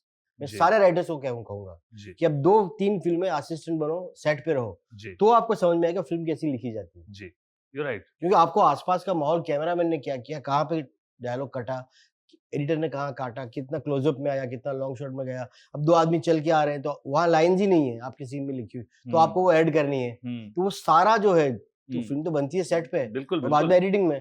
तो आपको एडिटिंग क्या है? It's rewriting. Rewriting, right. तो वो आपको जब तक उस प्रोसेस से आप गुजरोगे नहीं, जी। तो आप कितने भी पन्ने काले करो, जी। उससे कोई मतलब नहीं मिलता। और आपने बहुत अच्छी बात की, क्योंकि जहां तक मुझे याद आ रही है वो फिल्म, वो फ्लाइट का एक सीन है जिसमें वो बोलती है अपनी बीवी से कब मिलाओगे, कब हाँ, मिला दोगे, मिला दूंगा। Right, so you have to know that scene in nuances, right. तभी तो आप। सो डेविड धवन साहब की मैं बात कर रहा था, उनके साथ मैंने बहुत सारी बाद में भी फिल्में की, जी। तो उनसे मैंने ये सीखा, उनको अगर सीन लिख के दे, जी। तो वो नहीं ये लाइन अच्छी है, ये अच्छी है, वो पेपर पे एडिट कर लेते थे। जी। तो एडिटिंग उनकी पेपर पे होती थी। जी। जी। फिल्म में शूट के बाद तो एडिटिंग हो, जी। तो सीन को लंबा रखते ही नहीं थे, वो पेपर पे ही काट देते थे।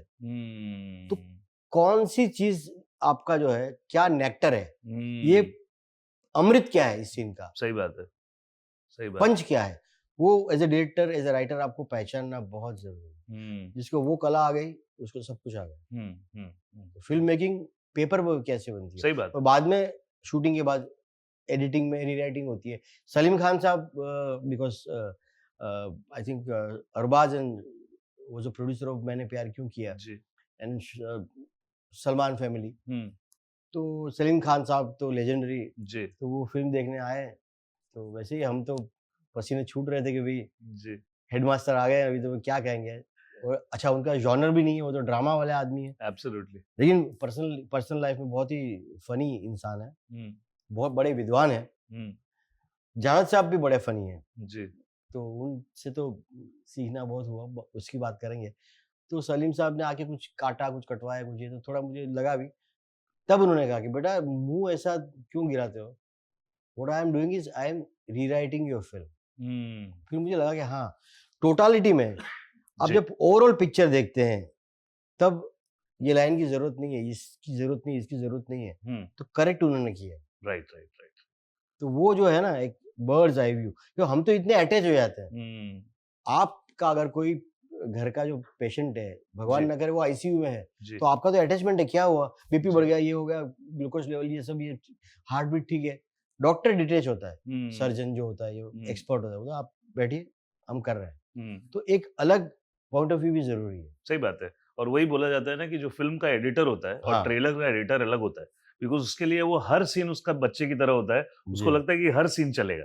लेकिन जब ट्रेलर काटने वाला आता है, तो वो एक डॉक्टर की तरह आता है कि भाई जो मासेस में देख ये के चलने वाला है। ये चलने वाला है। पोस्टर बनाने वाले पहले हाँ, इस हाँ। तरीके के पोस्टर बनते थे। आज भी शोले का वो आइकॉनिक पोस्टर जो धर्म जी ने। अच्छा, दूसरी बात ये है कि वो लोगों ने इतनी फिल्में कर ली होती है ना, कि वो एक सेकंड में भाप लेते हैं। हाँ, राइट। पल्स उनको पता होती है, उनको वो तो हमारी अटैचमेंट सारी डिटैचमेंट हो जाती है। डिटैचमेंट हो जाती है। सो थोड़ा गुलजार साहब के साथ भी आपको काम करने का मौका जी, मिला। जी, यू नो, ये जो लेजेंड्स हैं, इनकी कौन सी ऐसी बातें संजय जी, क्योंकि we have been as a screenplay writer and a songwriter, मतलब राइटिंग के भी 3 अलग-अलग वेरिएशन हैं। हाँ, सो जैसे गुलजार साहब और जावेद साहब हो गए, जी, जी। या आप देखिए स्क्रीन प्ले राइटर सलीम साहब टाइप हो गए। जी, जी। तो इनको ये क्या खास बनाती है इन लोगों को बाकी राइटरों से? देखिए, सलीम साहब, जावेद साहब के साथ तो मैंने काफ़ी मीटिंग्स की है, काफ़ी बैठक की है, जी। बैठा हूँ मैं। जी। तो विद्वान है, उनके साथ बैठ के जी। सिर्फ सुनना ही होता है। जी। वो खुद ही कहते हैं, आओ यहाँ बैठो, ड्रिंक लो और ज्ञान की बात सुनो। तो जी। वो तो जावेद साहब के साथ गाने काफ़ी, जो फ़िल्में में लिखता था, उसमें गाने लिखते थे। जी। एक बात है, इन सबको स्क्रीन प्ले की बड़ी समझ है। जी। गाना यहाँ नहीं, यहाँ रखना चाहिए। जी। वैसे मैंने आनंद बख्शी साहब के साथ भी काम किया, अच्छा। और उनको जितनी स्क्रीन प्ले की समझ थी, क्योंकि उन्होंने बहुत फ़िल्में की थी। जी। आनंद बख्शी से ज़्यादा गाना कहाँ प्लेस करना चाहिए, वैसी समझ मैंने किसी में देखी नहीं। अच्छा। हाँ, वो पूरी आपकी कहानी सुन के पूरा घुमा देते हैं, इसको इंट्रो में लाओ और यहाँ पे इसके पहले गाना, और वो ही वाज़ अ जायंट, वॉइस भी काफ़ी, वो अधिकार से बोलते हैं, ऑथोरिटी। आपकी हीरोइन का नाम अवंतिका है, तो उसका नाम, फिल्म का नाम अवंतिका रखो, एग्ज़ाम्पल दे रहा हूँ, जी। और इसका गाना यहाँ रखो, और फिर देखो। मेरा इतने साल का एक्सपीरियंस है। कह दिया मतलब ऐसा था। और वो गाने लिख के आते थे, तो वो अंतरा, अब तो 2 अंतरे होते हैं। अब तो एक गाने में 3 म्यूजिक डायरेक्टर होते हैं और 6 लिरिसिस्ट होते हैं। तब तो एक पिक्चर में एक ही लिरिसिस्ट होते थे, कि आनंद बख्शी ने सारे गाने लिखे। जी। तो वो एक गाने में 17-18 अंतरे लिख के आते थे कि आपको जो चाहिए ले लो, जी अब सिलेक्ट करो, आप मुंह बंद कर देते थे, जी। इतने गिफ्टेड। और गुलजार साहब की बात यह है कि बहुत नपातुला बोलते हैं, बड़े उनके साथ बात करने में भी थोड़ा एक वो रहता है, काफ़ी उनका व्यक्तित्व भी एक ठहराव वाला है, लेकिन बहुत फ़नी, बहुत कलरफुल इंसान है वो। सफ़ेद कुर्ता पहनते हैं, वो अलग बात है। एंड उनके पास भी बहुत सीखने को मिला, उनके पास डिसिप्लिन बहुत सीखने को मिला। जी जी कम शब्दों में कैसे बात करना, जी। कम शब्दों में कैसे लिखना, और गाने लिखने में कैसे नए वर्ड्स लाना, जिससे गाना सुनने वाला ये क्या है, चौंक जाए। तो एक नॉवेल्टी का एक फ्रेशनेस जो होता है कि हिंदी फिल्मों में उनका ही मुझे कहा हुआ एक वाक्य है कि हिंदी फिल्मों में क्या 100-150 शब्द होते हैं, जी उसी में सारे गाने लिखे जाते हैं। जी तो आप एक नया वर्ड लेके आओ जी जिसका साउंड हो, तो वो साउंड पे बहुत खेलते थे। जी। तो उन्होंने बहुत उनकी मैंने बहुत मशक्कत के बाद वो कन्विंस हुए फ़िल्म करने के लिए, हाँ गाने लिखने के लिए। फिर 3 गाने लिखे, फिर क्या हुआ कि वो फ़िल्म बना रहे थे हुतुतुतु, हाँ। बहुत सालों के बाद, जो उनकी आखिरी जी फ़िल्म रही। जी तो उसमें काफ़ी वो परेशान थे शूटिंग को लेके, आउटडोर को लेके, और आउटडोर में कुछ वहाँ पंगे हुए थे। वो तो उन्होंने कहा, Sanjay I cannot devote time. He is ultimate disciplinary man. इतना डिसिप्लिन, मतलब सुबह 7 बजे उनका फ़ोन आ जाए, ये कैसा लगा तुम्हें? तो ऐसा लगता है ये अब हम तो न्यू कमर तो भी, लेकिन जी। उनका कन्विंस करने के लिए बार-बार फ़ोन करना, ये करना, रीराइट करना। अब 10 बार लिखवाओ तो भी लिखे। जी तो महान लोग ऐसे ही थोड़े सही बने। बात है। बोला बाकी गाने तुम लिख लो, अच्छा तुम अच्छा लिखते हो ना तुम, और तुम्हारी फ़िल्म भी, डायलॉग्स भी तुम्हारी सहज भाषा में लिख लो। तो मैंने कहा सर, जी लेकिन आपके साथ तो आप तो टाइटल शेयर नहीं करते, तो तुम डायरेक्टर हो, तुम लिख लो, तुम्हें फ़ायदा होगा कर लो। Are you serious? आप रूठ के तो नहीं मना कर रहे हैं? बोला नहीं, नहीं, प्यार से कह रहा हूँ। तो इतना जी ग्रेस दिखाया उन्होंने। नहीं वो उनका बड़ा, आज तक गुलजार साहब ने 1 या 2 फ़िल्म में टाइटल शेयर किया होगा, जी जो उन्होंने मुझे परमिशन दी, वो भी उनकी जी महानता है। जी उनसे मैंने स्क्रिप्ट में एक बात ये भी सीखी कि जब फ़िल्म मैं बना रहा था, तो एंड में हम्म सहारा नए डायरेक्टर के साथ होता है, तो हम्म मेरे कुछ प्रॉब्लम्स हुए थे with the producers, with the जी एक्टर्स, तो मैं थोड़ा अड़ गया था। हम्म तो मैं परेशान होके उनके पास गया, गुलजार साहब, क्योंकि वो डायरेक्टर भी है हम्म और मेरे गीतकार भी थे। जी तो मैंने बोला ऐसी सिचुएशन है और मैं तो इतना सा मुँह लटका के, ऐसा-ऐसा है। जी बोला don't make issue, just because you are in love with that scene, don't get stuck. जी फिनिश द फिल्म नाइसली, जितनी तुम्हारी बन सके उतनी बनाओ। चाहे 100% तुम्हारी ना हो, 90% तो बनाओ सही बात है। और जी रिलीज़ करो। Move on with the other film, another hmm film. Hmm start moving, hmm रुको मत, अटको मत, उलझो मत। हम्म। कितनी बड़ी सलाह दी। सही बात अगर है। वो कि कोई मुझे बोलते नहीं, नहीं, तुम्हारी बात पे तुम अड़े रहो, तुम्हारा कन्विक्शन है, तो शायद वो फ़िल्म कंप्लीट नहीं होती। मैं कहाँ होता, क्या होता, कुछ भी हो सकता था। सही बात मुझे है। निकाल भी देते। सही बात है। तो एक बड़ा आदमी वो होता है जो सच्ची सलाह देता है। जी जी जी बिकॉज़ वो खुद इतने सारे एक्सपीरियंस से गुज़र चुका होता है ना। जी किसी बहुत बड़े आदमी ने कहा है कि the learned man is like who understands all the languages. वो सबको समझता है, वो सब उनको समझ लेते हैं। Right right right. तो अनुभवी लोग जो होते हैं उनके साथ काम करने का ये जी मजा है।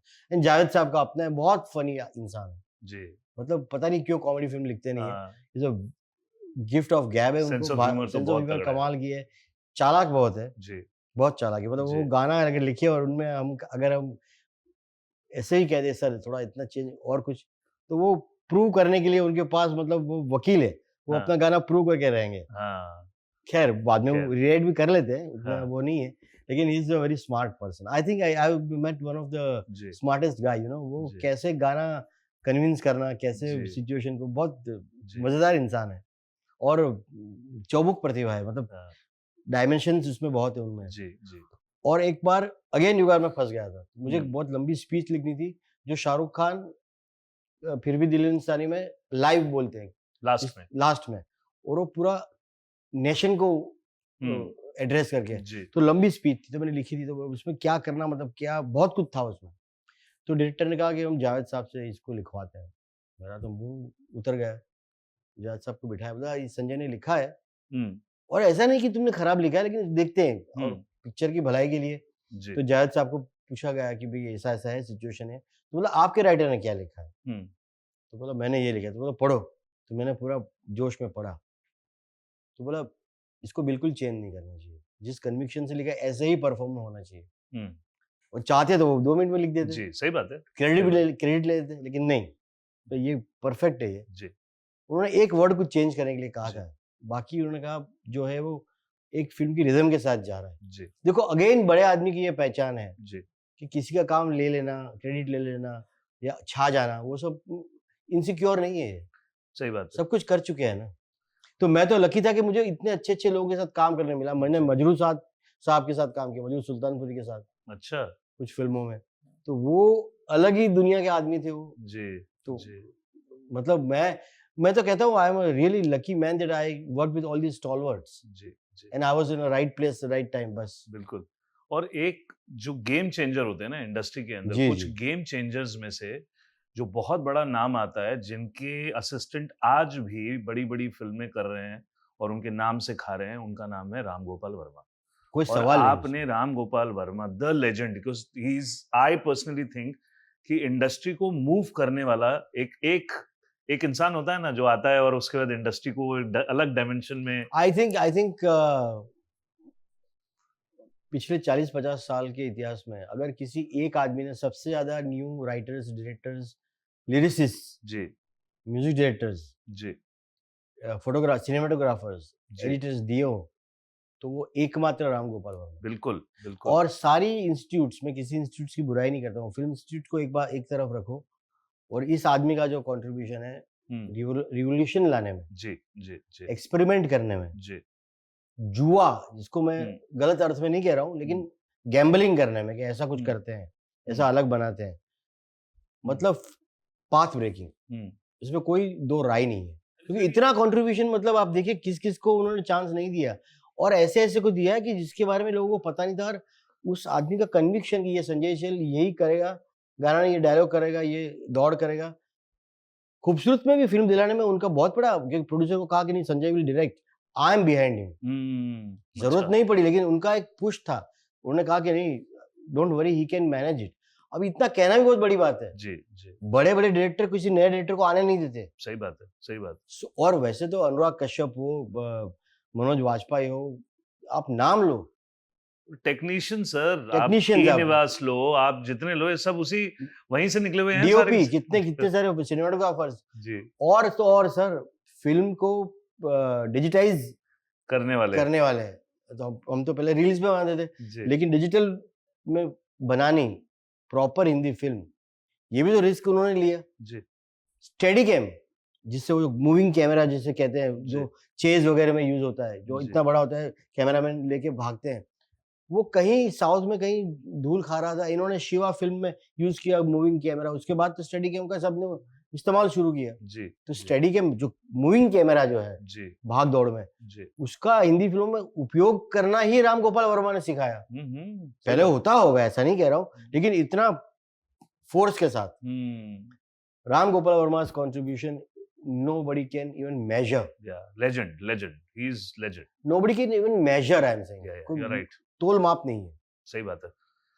मतलब एक इंडिविजुअल ने, और ना कोई कॉर्पोरेट कंपनी, ना कोई बड़ी फिल्म की ऐसी कोई लेगेसी, दूसरी भाषा से आके, दूसरे शहर से आके, बहुत बड़ी बात है। इतने प्रशंसक हैं उनके सर, वो आपकी बातचीत होती है, वो काम क्यों नहीं कर रहे अभी इंडस्ट्री के अंदर? वो करते हैं, बातचीत भी होती है, वो अलग जोन में है, अभी फिल्में कर रहे हैं वो अच्छा, अलग एक पॉडकास्ट का सब्जेक्ट हो जाएगा। जी जी जी जी जी जी। सो आपने कॉमेडी ड्रामा दोनों जॉनर्स में ना ड्रामा काफी ज्यादा रोमांटिक कॉमेडीज और ड्रामा, कॉमेडीज और कच्चे धागे आई, कच्चे धागे was partner partner was a full partner comedy, fantastic, मतलब मेरे ख्याल से आखिरी गोविंदा जी की हिट फिल्म या पार्टनर ही है। उसके बाद तो सीरियसली, उसके बाद तो और सलमान खान साहब ने काम अच्छा किया, कैटरीना ने, और म्यूजिक भी बहुत अच्छा था, जी और डेविड साहब ने बनाया भी बहुत अच्छा था, जी, उसका जी, क्लाइमैक्स वगैरह, जी एंड पार्टनर गाना एंड तक बन नहीं रहा था, जी क्योंकि पार्टनर पे आप क्या बनाओगे, जी they asked me to write a song, जी इन फिल्म बनने के बाद वो गाना ऐड किया गया है, जी मतलब ऐड किया मतलब कि एंड में कि ऐसा गाना बनाते हैं, हाँ। वो भी बहुत सुपर हिट गाना है, और आज भी उसकी उसके भी royalty है। डायलॉग्स आपने मैंने डायलॉग लिखे, और उसमें most of the dialogues are in rhyming. नैया पे छैया छैया हाँ, तो इतनी राइमिंग की बाद में तो सबने इसकी कॉपी की। सही बात है, सारे उसके बाद के डायलॉग राइटर ने राइमिंग की कॉपी की। सही बात है। उसमें मेरी बुराई भी बहुत हुई, तो मैंने जी, कहा कि यार जी, लोग मेरी राइमिंग देखते हैं, टाइमिंग नहीं देखते हैं। सही बात है, सही बात है। तो वो उसमें भी अच्छी बहुत मजेदार डायलॉग्स थे और जी। इतने अच्छे सीन्स थे, और गोविंदा साहब ने क्या परफॉर्म किया था। जी। कुछ सीन्स तो कमाल के थे। सो संजय भाई, अब चेंज हो गया है माहौल पूरा ओटीटी आने के बाद पिछले जी। 5-8 साल से, और कहानी के कहने के तरीके में आपको क्या लगता है एज अ राइटर, क्या बदलाव आए हैं पहले में और अभी में ओटीटी के उत्थान के आने के बाद? आप हिंदी फिल्मों की बात, हिंदी भाषा की बात जी, कर मैं रहे हैं? हिंदी भाषा की बात कर रहा हूँ, बाकी नेटफ्लिक्स वगैरह तो खैर ठीक हाँ, है। नहीं मुझे लगता है कि बदलाव तो ये आया है कि मैं क्या कहूँ? फ़िल्मों में थोड़ा डार्कनेस ज़्यादा आ गई है। जी, मैं फोटोग्राफी की डार्कनेस नहीं कह रहा हूँ। नहीं, ओवरऑल एक डार्क टेस्ट ज़्यादा आ गया है। जी, कॉफ़ी थोड़ी और कड़वी हो गई है। जी। और अब मैं कहूँगा तो लोग कहेंगे ओल्ड स्कूल की बात है, लेकिन जो फ़िल्म जो मज़ेदार जो बनती थी ना, जी, जिसमें सारे कलर होते थे, वो कलर कम हो गए। जी, जी, और एक शुभत्व जो कहते हैं, एक जी, अच्छाई जो होती है, जी। जो एक पूरी फैमिली बैठ के देखती थी, हुँ, या एक कपल, बारिश हो रही है, कपल हुँ, जाके फ़िल्म देखती थी, हुँ, वो वो थोड़ा रस कम हो गया है। हुँ, और एक्सपेरिमेंटेशन, डार्कनेस, डार्क लाइफ़, जी, डार्क साइड ऑफ सोसाइटी, हुँ, उसका थोड़ा ज़्यादा हो गया, मतलब मुझे लग रहा है जी। अतिरेक हो गया। There is no censorship. वो तो अलग ही ये बात है। और दूसरी बात है कि गालियाँ जो है, हुँ। वो डायलॉग बाज़ी नहीं है। अगर एक स्टार, बड़ा स्टार, दूसरे बड़े स्टार को गाली देता है, तो आप चौंकते हैं, जी, आपको हँसी आ जाती है, आपको अजीब लगता है, जी, तो उसमें कोई राइटिंग का कमाल नहीं है। जी, अचानक ये ग्लास आप पर मैं फेंकूँ, जी, तो इसमें कोई मेरी बहादुरी नहीं है। जी। चौंक तो जाएँगे ही आप, हुँ। लेकिन it's not done, right, right, right. और इसमें कोई कमाल नहीं है। सही बात है। हाँ, कुछ कैरेक्टर होते हैं इसमें गालियाँ बोलते हैं, लेकिन इसका ज़रूरत ये है कि जहाँ ज़रूरत नहीं है, वहाँ भी गालियाँ बोल रहे हैं लोग, हुँ, हुँ। और उसको आर्ट माना जाता है। सही बात है। बीच में एक स्टार के साथ मैं बैठा था, तो एक डायरेक्टर आए थे, वो उन्होंने, पता नहीं इस पॉडकास्ट में बोल पाऊँगा कि नहीं, तो वो पूरी कहानी बताया कि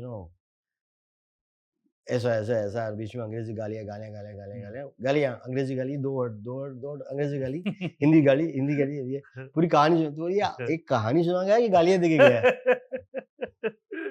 हाँ, मतलब इतनी गालियाँ। हाँ, इतने मतलब ये ठीक है, मैं कोई शुद्धवादी और हाँ। शुद्धतावादी और संस्कारी और नहीं। परंपरावादी आदमी नहीं हूँ। मैं मानता हूँ कि जी, चेंजेज़ होने चाहिए। जी। मैंने खुद ने हिंदी की बैंड बजाई है, हाँ, बम्बईया लिख के आज भी गालियाँ खा रहा हूँ। जी, ऐसी बात नहीं है। हाँ, लेकिन क्या है कि ब ज़्यादा ही डार्क और एक अलग किस्म की फ़िल्मों का ज़्यादा ही वो, और दूसरा क्या है कि साउथ की फ़िल्में जो है, उसका तो हमेशा एक प्रभाव रहा है। राइट, देवानंद और दिलीप कुमार के साथ भी रहा था, जी, किशोर कुमार साहब के टाइम भी रहा था, जी, शम्मी कपूर के टाइम भी रहा था, राजेश खन्ना के टाइम भी रहा था, जितेंद्र के टाइम भी रहा था।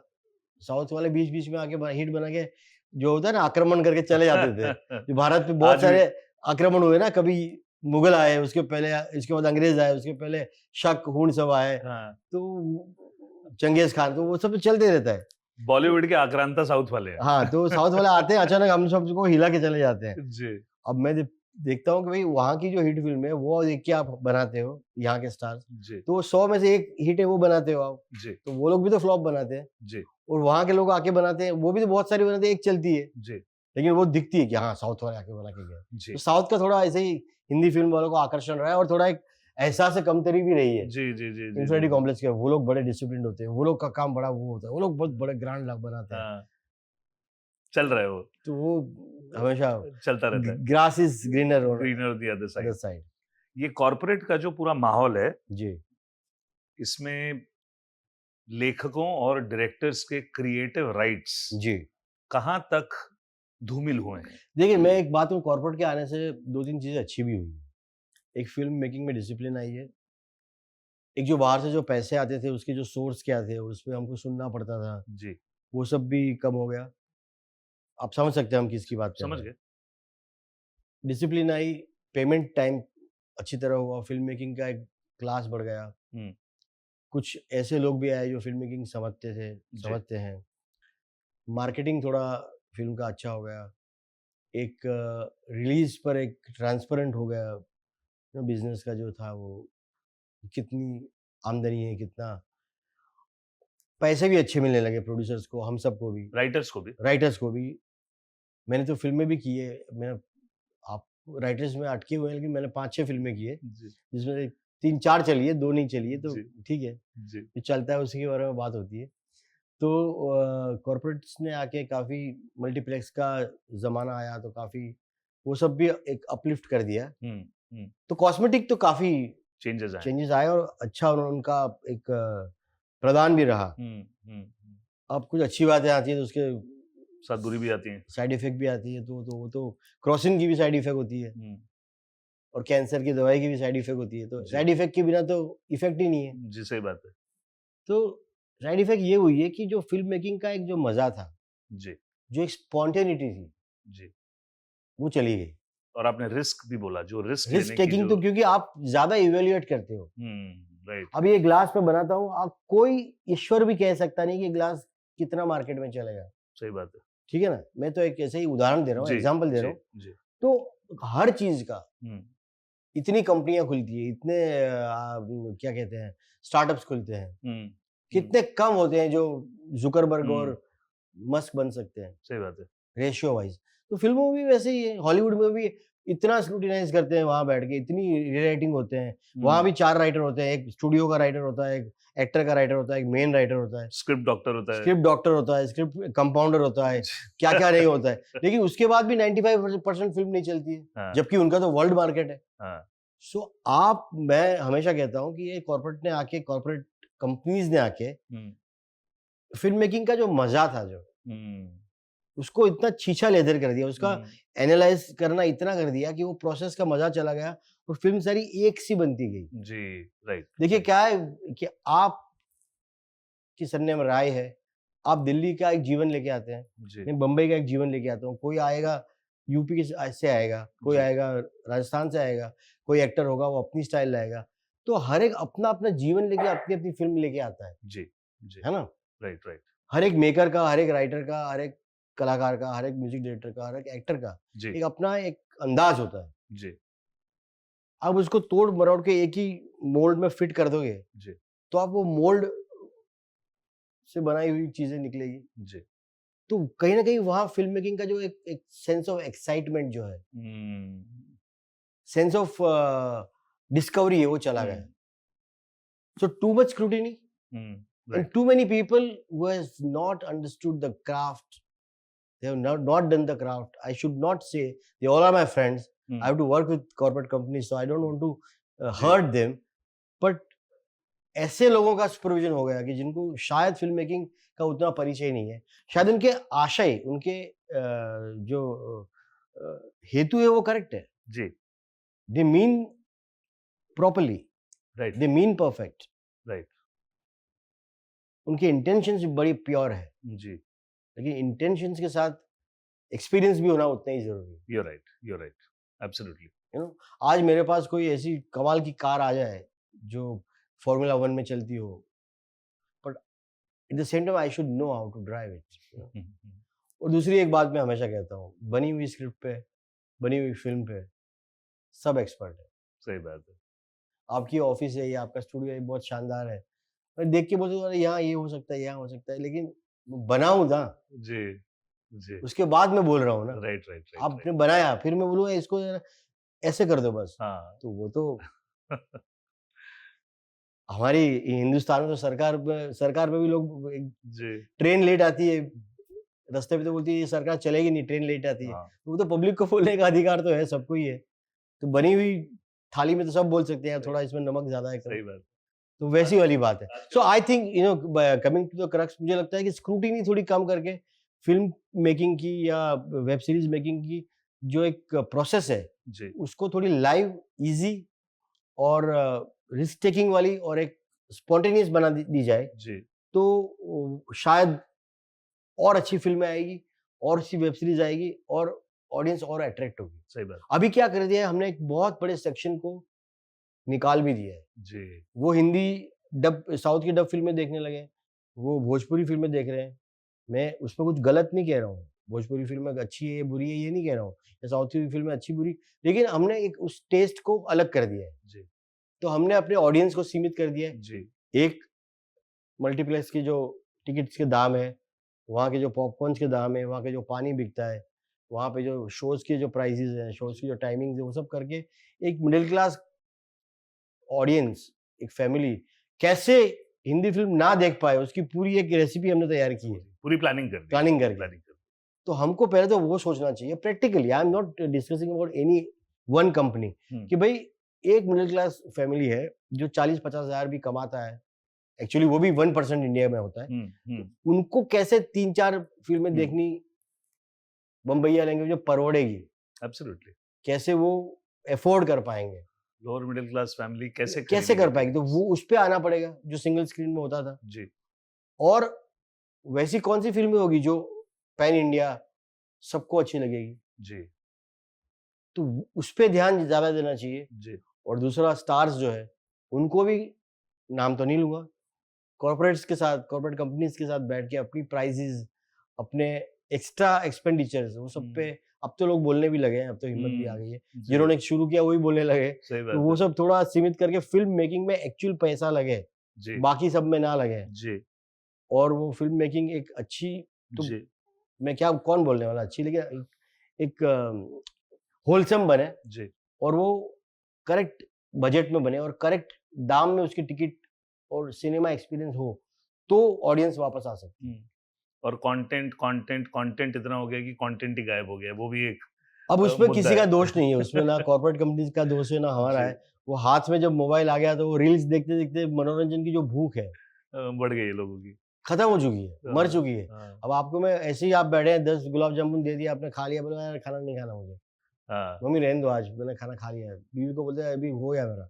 क्यों? हाँ, आप जाने-अनजाने में बैठे-बैठे पॉपकॉर्न खा रहे हैं या गुलाब जामुन खा रहे हैं तो आपका पेट ही भर गया। जी। तो वो रील एक ये एकलव्य ने का जो अंगूठा काटा था ना, इस तरह हमारा मनोरंजन का अंगूठा काट दिया इस अंगूठा फ़ोन काट ने। दिया। तो वो ऐसे-ऐसे देखते अरे ये कॉमेडी भी देख ली, जोक भी देख लिया, थोड़ा सेक्स भी देख लिया, थोड़ा आरोग्य भी देख लिया, थोड़ा हाँ, अच्छा न्यूमरोलॉजी भी देख लिया, थोड़ा पॉलिटिक्स भी देख लिया, तो मोदी साहब को भी देख लिया, थोड़ा इसको भी देखा, हाँ, हो गया चलो। तो फ़िल्म कौन देखेगा? सारे रस आ गए। तो जब You're सारे रस right. हाथ हाथ में इसमें आ गए ना उँगली में, वो हमारा स्टार है, वो उँगली कट गई। जी। सो आने वाले समय में क्या देख रहे हैं संजय जी? पता नहीं यार, हम तो भविष्य देखते नहीं हैं, हम तो अपने वर्तमान को किसी तरह इक्विलिब्रियम में रखने की कोशिश कर रहे हैं। I am making couple of films, female centric film with one is a psycho thriller, one is a social thriller. I don't want to make comedies जी, नाउ बिकॉज़ जी, एवरीबॉडी इज़ डूइंग कॉमेडी। जी, और अब जी, comedy में इतनी सारी फूहड़ चीज़ें आ गई है, जी, तो मैंने बोला अभी जब तक दामन सँभाल के रखा है, तो और सँभाल के रखें। सही बात है। या बनाएँगे तो कुछ और फ़ील गुड नए एक्टर्स के साथ, या कोई स्टार्स ने अगर साथ दिया तो बनाएँगे। जी, बट ओटीटी के लिए डेफ़िनिटली मैंने 2-3 काम किए हैं, वेब सीरीज़ मैंने 2-3 की, अब आएगी। जी, एक हॉटस्टार पे आने वाली है 31 जनवरी को, नाम जी, शायद अभी अनाउंस नहीं कर पाऊँगा। जी, 1-2 और भी लिखी है, वो आएगी। और फ़िल्मों का प्लानिंग चल रहा है with 2 good heroines, good. so which I'll be starting, and I wish that it goes through. बिल्कुल सर, It sails. अभी तो मैं बड़ी बात करूँगा नहीं, बिकॉज़ अब तो क्या सेल हो जाए भी बड़ी बात हो सही जाती है। बात है। मतलब अब तो पैकेजिंग के ऊपर पूरा कहानी सही है है, सारी। या आपकी एक किताब भी आई थी अंदाज़-ए-बयान। मेरी किताब मैं पिछले, हाँ, कहना भूल गया। पिछले 10 साल से मैं कॉलम लिखता हूँ, दिव्य भास्कर गुजराती, जी, मतलब मेरे शौक से। तो अलग-अलग विषय पे लिखता हूँ, जी, सटायर-वटायर, पॉलिटिकल कॉमेडी, ये सटायर, जी, सोशल सटायर, कभी लिटरेचर पर। तो मैंने अंदाज़े-बयां का पूरा सेट 10 जी, किताबों का निकाला, जी। जिसमें से 2 किताबों को साहित्य अकादमी अवार्ड भी मिला। अच्छा, एक तो मेरी कहानी संग्रह को मिला, शॉर्ट स्टोरी, जो हिंदी में भी आने वाली है, जी, पोस्टर, जिसमें काफ़ी फ़िल्मों की भी कहानी है, फ़िल्मी अच्छा, बे माहौल की भी। तो पोस्टर कहानी को साहित्य अकादमी अवार्ड मिला। और अंदाज़े-बयां में मैंने एक बुक लिखी है, एंथोलॉजी है, गमता चेहरा, यानी पसंदीदा चेहरे। उसमें मैंने कुछ फ़िल्मों के कुछ किरदार, अच्छा, कुछ पर्सनैलिटीज़ और कुछ नॉन फ़िल्मी पर्सनैलिटीज़, उसके बारे में मैंने लिखा, स्केच, पेन अच्छा, स्केच। अच्छा, या और वो बहुत ही अच्छी किताब है, जिसमें यश जी के बारे में भी हो है, राजेश खन्ना के बारे में भी है, सदाशिव अमरापुरकर जैसे कलाकार के बारे में भी है, और मजरू साहब के बारे में भी है, शैलेंद्र के बारे में भी है, और शाहरुख के बारे में भी है। वाह! और कुछ कवि, कुछ लेखक, कुछ अनजाने लोग, उनके बारे में भी है। तो it's a very different book. तो सो ये अवेलेबल ऑनलाइन अवेलेबल अब है? हिंदी में आ जाएगी, तो हाँ, अभी तो गुजराती में तो अवेलेबल है ही। जी, इट्स डूइंग वेरी वेल। जी, जी। सो ये भी चलता रहता है। आई आल्सो पेंट, मैंने कुछ एग्ज़िबिशंस भी किए हैं वाह! जहांगीर में, अहमदाबाद में, बैंगलोर में। तो शम्मा जलती है हर रंग में सहर होने तक, ऐसा है। बिल्कुल सो आई एम बिल्कुल। Living my dream life. जो बनना था गीतकार बनना था, गीतकार बना, राइटर बना, 35 फिल्में लिखी, एक फिल्म को नेशनल अवार्ड भी मिला, बच्चों की फिल्म जी हेलो, जो बहुत ही गिफ्टेड, जी जी, करेक्ट करेक्ट, हाँ, हेलो। बहुत ही गिफ्टेड फिल्म मेकर और सिनेमाटोग्राफर है संतोष शिवन, हाँ जी, मतलब मैजिशियन है वो, हाँ जी, जिन्होंने काफी फिल्में की है, जी, मणिरत्नम साहब की, प्रियदर्शन की, और बहुत से, खुद ही महान अशोका फिल्म बनाई थी, जी, और कमाल के सिनेमाटोग्राफर है। तो उन्होंने मुझसे 5 दिन में वो फिल्म लिखवाई, और हमने ऐसे ऐसे लोकेशन में शूट की जहाँ आप सोच भी नहीं सकते।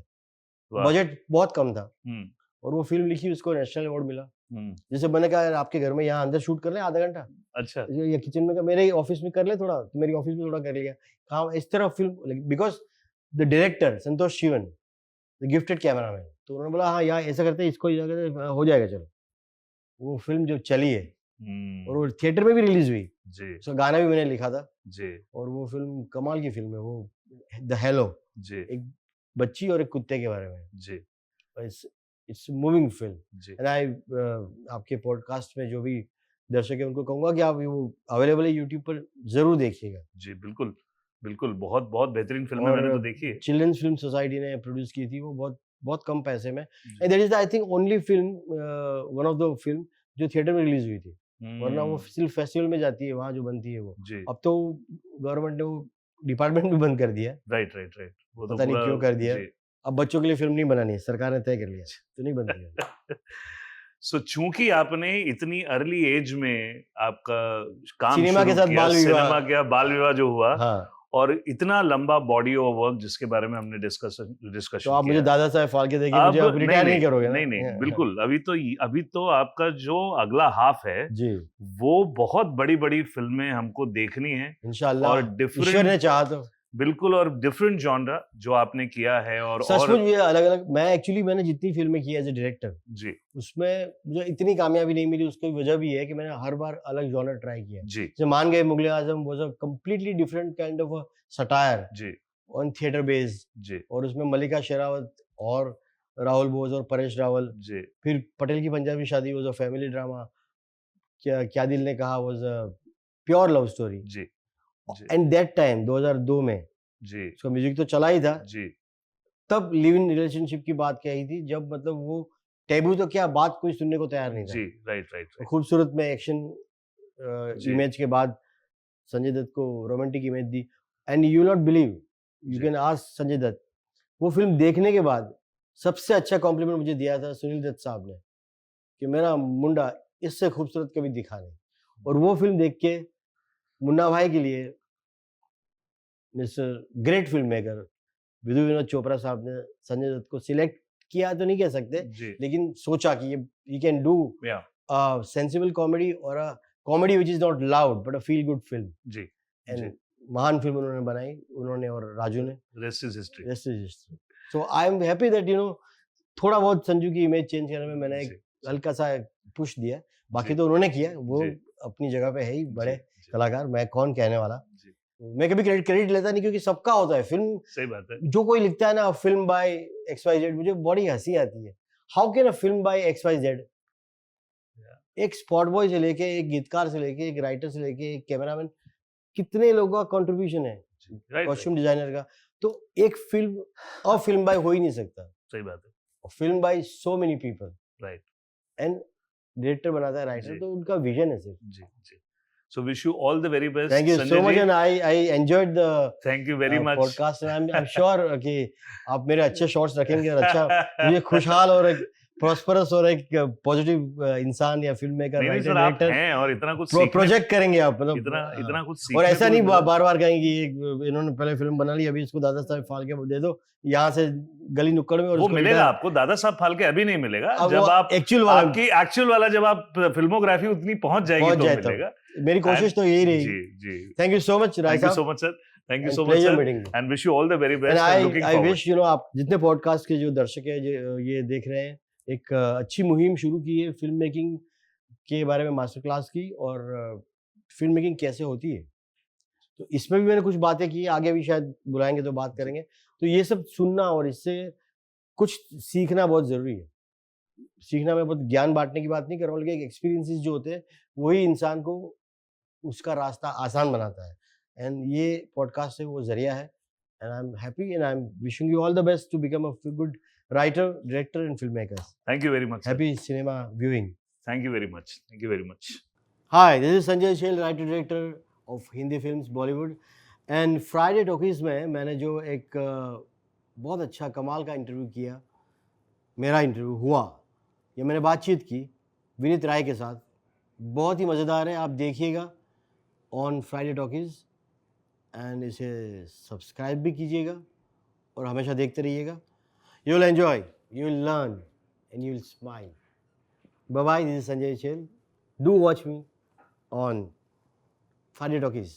तो दोस्तों, आज के इस एपिसोड में हमने अद्भुत लेखक और कहानीकार की यात्रा के कुछ अनसुने पहलुओं को जाना, जिनकी लेखनी ने भारतीय सिनेमा को एक नई ऊंचाइयों तक पहुंचाया। उनकी जिंदगी के संघर्ष, फिल्मी दुनिया के अनुभव और क्रिएटिव प्रक्रिया में हमें बहुत कुछ सीखने को मिला। उनकी कहानी ये बताती है कि सपनों को पूरा करने के लिए मेहनत, जुनून और आत्मविश्वास कितना ज़रूरी है। अगर आपको ये एपिसोड पसंद आया हो तो इसे ज़रूर शेयर करें और हमें बताएं कि आपको सबसे ज़्यादा प्रेरणा किस चीज़ से मिली। जल्द ही हम और एक ऐसे ही प्रेरणादायक गेस्ट के साथ लौटेंगे।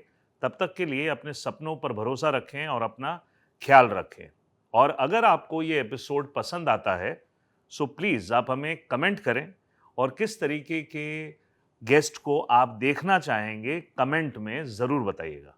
सो धन्यवाद, मिलते हैं अगले एपिसोड में।